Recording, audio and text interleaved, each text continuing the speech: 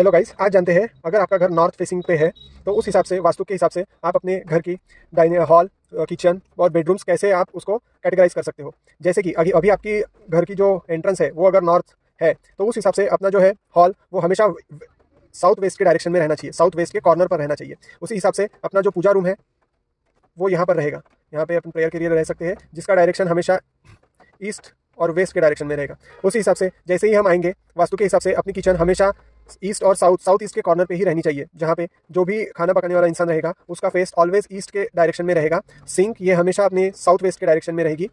और अभी आगे बढ़ते हैं हम हमारे बेडरूम की तरफ। जो भी बेडरूम अपनी रहेगी वो ऑलवेज नॉर्थ ईस्ट और नॉर्थ वेस्ट के डायरेक्शन में या फिर कॉर्नर पर रहेगी। उसी हिसाब से अपने जो बेड्स रहेंगे वो ऑलवेज अपने को रखना है ईस्ट और वेस्ट के डायरेक्शन में। यहाँ पर सर रहेगा और यहाँ पर पैर, तो इस हिसाब से रहेगा। अगर आपको इस डायरेक्शन में ना रखते हुए अगर आपको किसी और डायरेक्शन में, अगर सपोज यहाँ पर आपका एडजस्टमेंट नहीं हो पा रहा है ये कॉर्नर, ये वॉल पर लग के, अगर आपको इस वॉल पर रखना है और दूसरे डायरेक्शन में रखना है तो सबसे बेस्ट या फिर उसके बाद अल्टर जो जगह है वो ये है, जहाँ पे अपना सर जो रहेगा वो साउथ में रहेगा और नॉर्थ में पैर रहेंगे। तो आप बेड की सेटिंग ये सेकंड वाली इस हिसाब से रख सकते हो, लेकिन जहाँ तक हो सके आपको ईस्ट और वेस्ट के डायरेक्शन में ही रखनी है। वैसे ही सेम सेकंड बेडरूम का भी आपको एडजस्टमेंट ऐसे ही रखना है, जहाँ पे बेड एटलीस्ट आपका ईस्ट और वेस्ट के ही डायरेक्शन में रहे।